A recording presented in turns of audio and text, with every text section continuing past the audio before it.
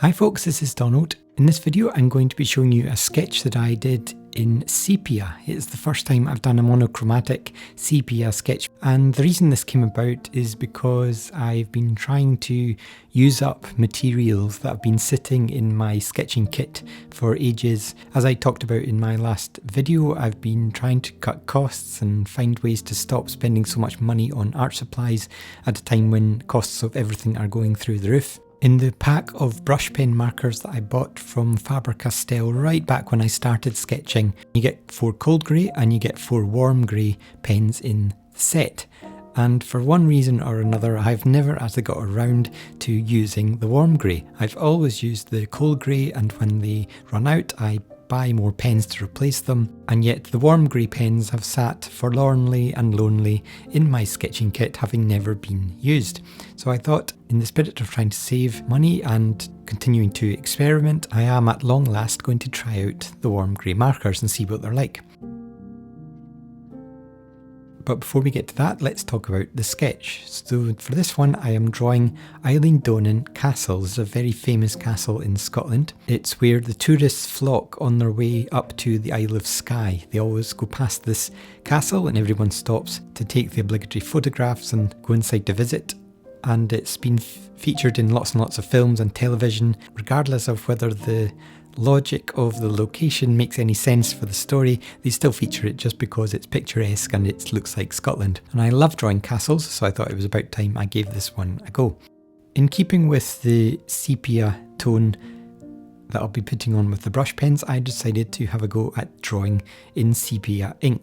Now, regular viewers will know that I am a complete convert to fountain pens, and this is a bit of a backward step because in this one I am using a disposable fineliner of sorts, but this is also part of the thing about using up the materials that I have rather than just going out and buying new stuff.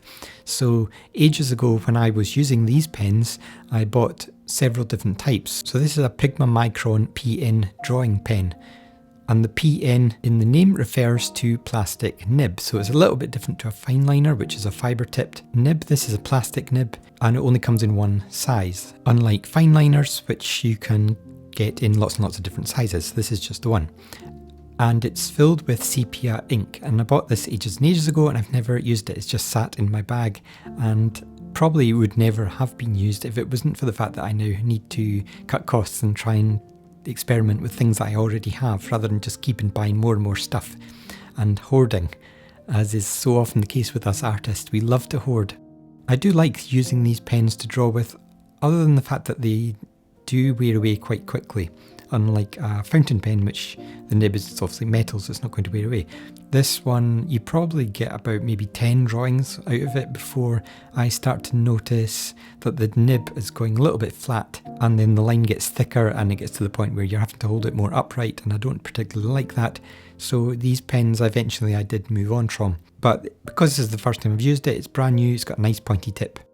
As for the drawing itself, I wouldn't say this was one of my best efforts. It was okay. It's just one of those average sketches that you do sometimes that are neither great nor bad. And I've always vowed since I started this channel that regardless of how sketches turn out, I'm going to post them anyway, being completely fearless and open to criticism and abuse. Thankfully the abuse has been minimal, and I find that people do tend to be quite nice even if they're looking at it going, that's absolutely terrible. But no, people are generally quite nice and encouraging, and that's why I continue to post these, because I think it's important to see normal people sketching, not world-class experts all the time, because that was what I was looking for when I started out sketching. Was I'm trying to find normal people who are not hugely experienced and something that I can relate to, rather than just watching world-class expert artists and sketchers who've been doing it for 30 odd years. I think it's okay to give yourself permission to do sketches that don't turn out amazing. And you know, if I drew this exact same scene tomorrow, I would get a different result. It might be better, it might be worse, but that's part of the fun of sketching. And I do like doing the same scenes over and over again, because you pick up little bits each time so that you can then say, right, I would draw that wall differently and make it look less flat, or I would maybe use a bigger sheet because it is all squashed up in the corner. And that's also part of the thing that I tend to find I'm doing more these days, because I'm not planning a sketch out with pencil. And I do wonder if I should go back to using a pencil to plan out my sketches again, just to give me a bit of a better idea of how much space it's going to take up on the page, because it has all been squashed right into the corner, and I had to shorten the top of the castle to even get it to fit on the page. But that's fine, that's just part of the randomness of when you just go straight in with the ink and you've no idea what scale you're going to be drawing at or how it's going to turn out when it's finished.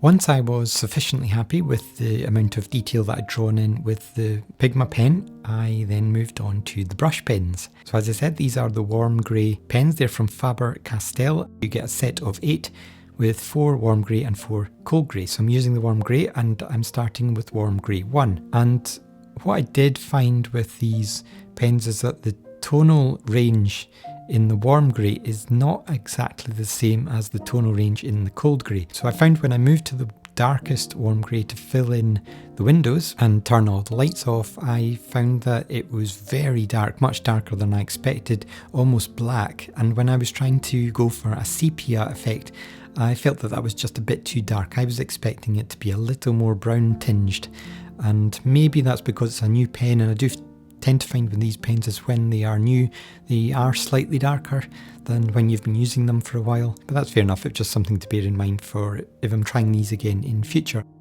I then grabbed the second lightest pen in the set and went dotting about over the top of the areas that I've already gone over with the lightest grey, and that just creates a dotty effect. And even if you're not remotely interested in trying out these sorts of pens or drawing in any way, the cartoony sort of wobbly way that I do, if you take anything from this video, if you have any kit lying about in your kit bag or in your house anywhere that you haven't used, that you bought a long time ago and you just stuck in a drawer thinking I'm going to use that one day, and then you never got around to it, go and get it out, have a go at using it and see how you get on. You might enjoy it, or if not, then at least you will have used it and tried it out. And I'd just like to give a huge thank you to everyone who has given their support over at my Buy Me a Coffee page. It really does mean the world, and I have been bowled over by your generosity, so thank you so much for that. As I was talking about in last week's video, I have been trying to raise a little bit of funding to keep this channel going, as costs of everything spiral out of control, and I have been losing money making these videos. And so to try and at the very least cover my costs, I started a Buy Me a Coffee page. Even small amounts do make a huge difference, and if you would like to help support the channel yourself, please do head over to buymeacoffee.com/urbansketchy for more information. So thanks for watching, and for more urban sketching inspiration like this, you can click on this video right here, and as always, I will see you in the next one.